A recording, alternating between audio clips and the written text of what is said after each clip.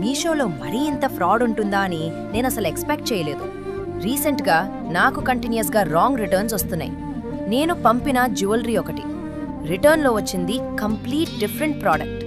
And worst part ఏంటి అంటే claims race చేసినా కూడా పేమెంట్స్ ప్రాపర్గా రిసీవ్ అవ్వట్లేదు.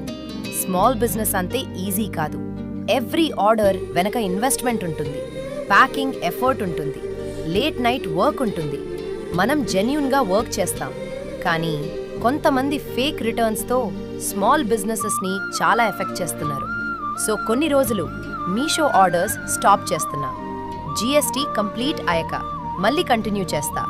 బట్ ఇప్పటికీ డైరెక్ట్ వాట్సాప్ ఆర్డర్స్ యాక్సెప్ట్ చేస్తున్నా. డైరెక్ట్ ఆర్డర్స్లో నేనే పర్సనలీ క్వాలిటీ చెక్ చేసి షిప్ చేస్తా. And honestly, one genuine order means a lot for a small business. WhatsApp link డిస్క్రిప్షన్లో ఉంటుంది.